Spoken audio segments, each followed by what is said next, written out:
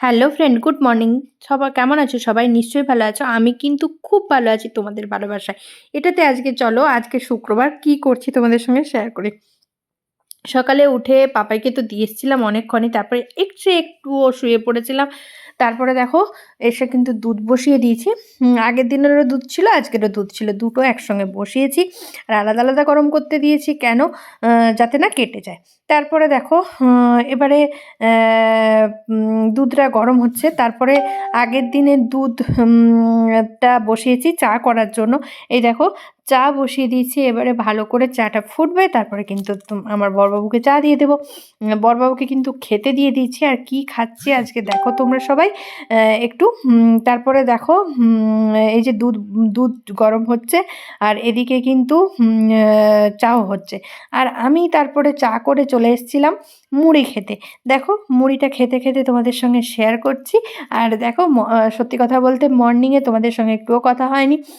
আর বিছানাগুলো প্রায় গোছানোই কমপ্লিট হয়েছে। আমার যেহেতু তাড়াতাড়ি একটু মানে দেরি করেই কাজ শুরু হয়। আজকে একটু রান্না শুধু একটাই রান্না হবে, আর বেশি তো রান্না হবে না। চলো দেখতে থাকো, আমার সঙ্গে থাকো। আর আমি কি করতে থাকি চলো দেখো। চপ মুড়ি দেখছো, চপ মুড়ি খাবো। সত্যি কথা বলতে চপ মুড়ি কার কার খেতে ভালো লাগে তোমরা বলো তো। আর আমাদের বলাইপান্ডার এখানে চপ সত্যি কথা বলতে দারুণ। মেদিনীপুরের চপ দারুণ খেতে। চপ ঘুগনি এগুলো হচ্ছে স্পেশালি। তারপরে দেখো কাকিমা এবার মানে কাকিমা চলে এসছে, রান্না হবে। এই দেখো চিংড়ি মাছের মালাইকারি, তার কিন্তু প্রস্তুতি চলছে। আর রান্নাটা বড়বাবু করবে, তাই জন্য আমার কোনো চিন্তা নেই। আমি সমস্ত কিছু বের করে দিয়ে কিন্তু চলে যাচ্ছি। বড়বাবু কিন্তু রান্নাটা করবে।